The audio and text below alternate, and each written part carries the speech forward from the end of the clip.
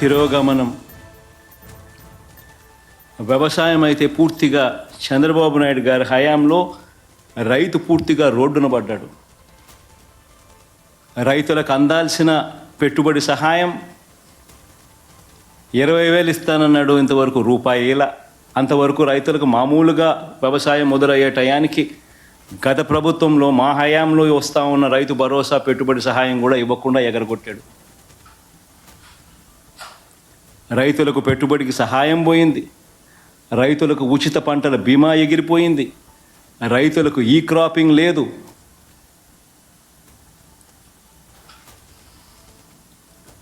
రైతుల పరిస్థితి ఎంత దయనీయంగా ఉందంటే ఆర్బీకే వ్యవస్థ నిర్వీర్యం అయిపోతూ ఉంది. మళ్ళీ క్యూలు కనిపిస్తూ ఉన్నాయి.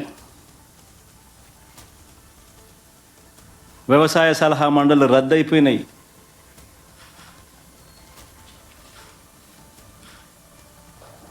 ఏ రంగం చూసుకున్నా కూడా తిరోగమనమే. గతంలో వైఎస్ఆర్సీపీ ప్రభుత్వంలో మా హయాంలో ప్రతి పథకము పారదర్శకంగా జరిగేది, డోర్ డెలివరీ జరిగేది. ఈరోజు డోర్ డెలివరీ గాలికి ఎగిరిపోయింది. డోర్ డెలివరీ పెన్షన్ లేదు, డోర్ డెలివరీ రేషన్ లేదు. పారదర్శకత అంతకన్నా లేదు. ఈరోజు మళ్ళీ తెలుగుదేశం పార్టీ జన్మభూమి కమిటీల వాళ్ళ దగ్గరికి వెళ్ళి వాళ్ళ ఇళ్ళల్లో డిస్ట్రిబ్యూషన్ అట, వాళ్ళ ఇళ్ళకు రావడానికి ఎవరైనా సిద్ధం కాకపోతే పథకాలు క్యాన్సిల్ అట. రాష్ట్రంలో పూర్తిగా లా అండ్ ఆర్డర్ పూర్తిగా ఏమైపోతా ఉంది అన్న పరిస్థితిలోకి లా అండ్ ఆర్డర్ వెళ్ళిపోయింది. రెడ్ బుక్ పాలనతో ఈరోజు రాష్ట్రంలో అడ్డగోలుగా న్యాయాన్ని పాతరేసి ధర్మానికి రక్షణ లేకుండా ఈరోజు ఆస్తులు ధ్వంసం చేస్తూ ఉన్నారు, దొంగ కేసులు పెడతా ఉన్నారు, ఇరికిస్తూ ఉన్నారు కేసుల్లో.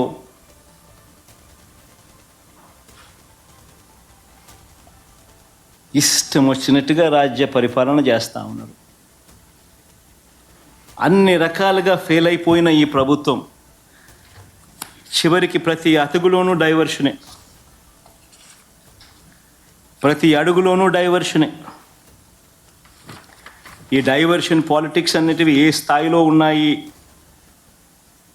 అనేది ఒకసారి గమనిస్తే ఆశ్చర్యం కలిగించే విధంగా ప్రతి అడుగులోనూ డైవర్షనే కనిపిస్తాయి. ఎందుకనంటే ఒకసారి గమనిస్తే ఇదే పెద్ద మనిషి చంద్రబాబు నాయుడు గారి హయాంలో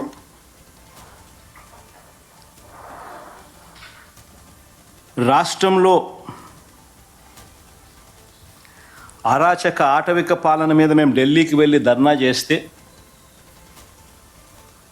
డైవర్షన్ చేసేందుకు చంద్రబాబు నాయుడు ఏం చేస్తాడు, అదే రోజు మదనపల్లెకు చాపర్ పెట్టి మదనపల్లిలో ఫైల్స్ కాలిపోయాయి అంటే అదే పనిగా పంపిస్తాడు, అక్కడి నుంచి టాపిక్ డైవర్ట్ చేసేందుకు. రాష్ట్ర వ్యాప్తంగా కూడా రెసిడెన్షియల్ స్కూల్స్లో కానీ, IIITలో కానీ, హాస్టల్లో కానీ, కాలేజీల్లో కానీ ఫుడ్ పాయిజన్ జరిగి, ఈవెన్ గోరుముద్ద కార్యక్రమంలో కూడా ఫుడ్ పాయిజనింగ్ జరిగి పిల్లలందరూ కూడా అన్యాయమైన పరిస్థితిలో ఫుడ్ బాగా లేదు అని చెప్పి కనిపిస్తూ ఉన్న పరిస్థితుల్లో డైవర్షన్ పాలిటిక్స్ ఏమంటాడు, చంద్రబాబు ప్రమాణ స్వీకారానికి 30 ఏళ్ళు అంటూ సెలబ్రేషన్స్తో డైవర్షన్ అంటాడు.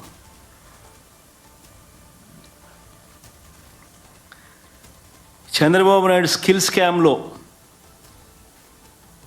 అరెస్టులు, చంద్రబాబు నాయుడును తాను చేసిన స్కాముల్లో అరెస్ట్ చేశారని,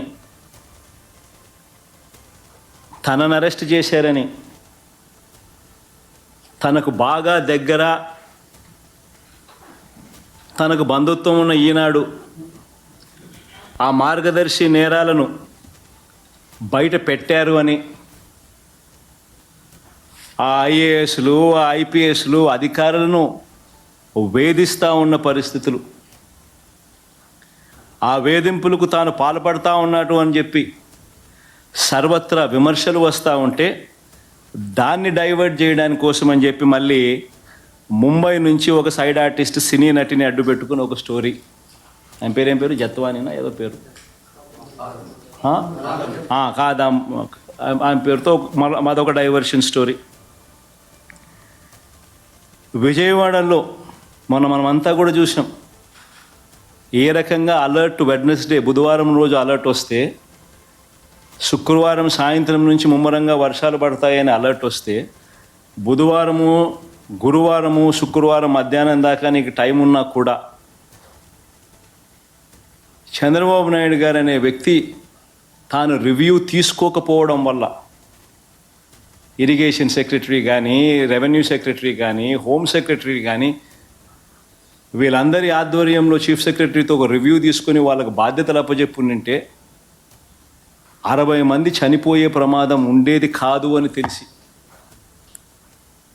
ఇరిగేషన్ సెక్రటరీ ఫ్లడ్ కుషన్ తాను ఏర్పాటు చేసేవాడు, రెవెన్యూ సెక్రటరీ రిలీఫ్ క్యాంపులు తాను ఏర్పాటు చేసేవాడు, హోమ్ సెక్రటరీ లోతట్టు ప్రాంతాల్లో ఉన్న ప్రజలను రిలీఫ్ క్యాంపులకు షిఫ్ట్ చేసి ఉండేవాడు. ఇవేవి కూడా చంద్రబాబు నాయుడు చేయకపోవడం వల్ల విజయవాడలో ఏ రకంగా, విజయవాడనే కాదు ఏలేరు కూడా అదే రకంగానే మిస్మేనేజ్మెంట్, మ్యాన్ మేడ్ ఫ్లడ్స్ ఏ రకంగా క్రియేట్ చేసి ఏ రకంగా చంద్రబాబు నాయుడు అన్ని రకాలుగా ఫెయిల్ అయిపోయిన పరిస్థితి కనిపించిన నేపథ్యంలో దాన్ని డైవర్ట్ చేసేందుకు ఈ పెద్ద మనిషి చంద్రబాబు నాయుడు ప్రకాశం బ్యారేజీలో బోట్లంట, ఆ బోట్లతో బ్యారేజీని ధ్వంసం చేయడానికి ప్రయత్నించారంటూ ఇంకొక డైవర్షన్ టాక్టిక్.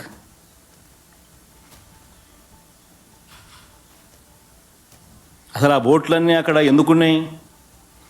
ఆయన చేస్తూ ఉన్న ఇసుక మాఫియాలో భాగంగా ఆ బోట్లు ఆయన అక్కడ పెట్టుకున్నాడు. ఈ వాటర్ ఫ్లోకు బోట్లు கொட்டுకొని వచ్చாய். திருப்பதி லட்டு சர்ச்சை தொடர்பாக ஆந்திர முன்னாள் முதலமைச்சர் ஜெகன்மோகன் ரெட்டி விளக்கம் அளித்துள்ளார். சந்திரபாபு நாயுடுவின் குற்றங்களை முழுமையாக மறுப்பதாகவும் அவர் தெரிவித்துள்ளார்.